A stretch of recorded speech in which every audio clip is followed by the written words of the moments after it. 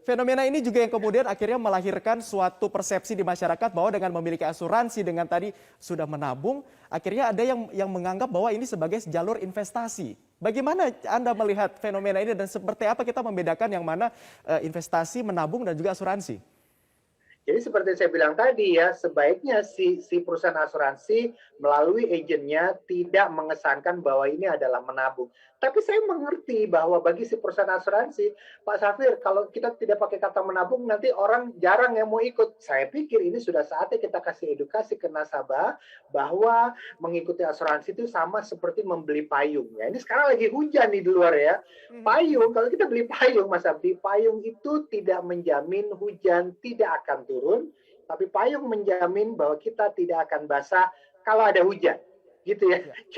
Jadi kalau kita setelah kita beli payung, kalau nggak hujan pun nggak apa-apa, yang penting kita udah punya payungnya. Nah sekarang bagaimana caranya membedakan? Jadi intinya adalah kebanyakan asuransi jiwa itu ada unsur tabungannya, ada unsur menabungnya. Artinya apa? Artinya adalah kalau misalnya tidak terjadi risiko pada tahun itu, maka kita akan mendapatkan saldo investasi tertentu, misalnya seperti itu. Atau kalaupun terjadi risiko tetap akan dapat saldo, tetapi mungkin jumlahnya nggak banyak. Nah, ini namanya istilah menabungnya itu dari situ. Tapi repotnya ini jadi bumerang bagi perusahaan asuransi itu sendiri. Kenapa? Karena mereka mempromosikan bahwa ini adalah menabung, tapi itu sebetulnya jumlahnya adalah ya berkurang. Jadi perusahaan asuransi harus mulai mengatakan bahwa ini adalah proteksi. Proteksi ya, lagi-lagi proteksi yang sedia payung sebelum hujan. Saya suka tadi kata-katanya bahwa ini tidak menjamin bahwa akan hujan, tapi kita sudah punya proteksi. Sewaktu-waktu Betul. terjadi, kita sudah memiliki itu. Nah, Mas Safir, lantas kemudian kan kalau saat ini sudah ada BPJS, mungkin BPJS Kesehatan dan beberapa asuransi yang juga di-cover oleh kantor. Apakah ini perlu warga ataupun siapa saja masyarakat selain memiliki asuransi dari kantor, juga harus memiliki asuransi lainnya di luar sana dan seperti apa kriterianya, Mas Safir? Saya selalu mengatakan begini, kalau Anda punya asuransi yang ditanggung oleh kantor, itu bagus sekali gitu ya. Tapi jangan lupa bahwa asuransi yang ditanggung kantor itu seringkali tidak selalu cukup dengan kebutuhan kita, ya. Sama seperti misalnya gini, kalau kita mengikuti sebuah acara gitu, kemudian di acara tersebut ada hadiah, ada door prize yang diberikan kepada para peserta acara, dan door prize tersebut adalah berupa flash disk, berupa USB. Tapi seringkali bagi si pemenang hadiah tersebut, seringkali flash disk yang didapatkan itu, hadiah yang didapatkan itu adalah flash disknya itu jumlah kapasitasnya itu minimal. Loh, kenapa minimal? Karena bagi panitia acara tersebut yang penting kita ngasih hadiah. Ya, yang penting ngasih hadiah. Mau jumlahnya kecil pun nggak apa-apa, yang penting ngasih hadiah. Nah, kantor kita juga begitu. Kalau kita kerja di sebuah kantor dan kita dapat fasilitas berupa asuransi kesehatan, kita dapat penggantian, seringkali penggantian tersebut tidak selalu maksimal dan seringkali tidak selalu sesuai dengan kebutuhan bagi karyawan. Kenapa? Karena bagi si perusahaan yang penting ada nih, produknya ada, kita memberikan penggantian walaupun belum tentu cukup. Jadi kalau Anda tanya ke saya, kalau kita sudah dapat asuransi kesehatan dari kantor, perlu ambil lagi atau tidak? Lihat dulu kebutuhannya dari kantor cukup atau tidak. Kebanyakan memang tidak cukup, sehingga kita harus ambil tambahan lagi. Kurang lebih seperti itu. Baik, lihat lagi kebutuhan kita, apa yang akan kita perlukan untuk mendapatkan asuransi. Jadi kalau sudah dapat di kantor juga harus lihat lagi kebutuhan-kebutuhan apa yang mungkin untuk asuransi ke depannya.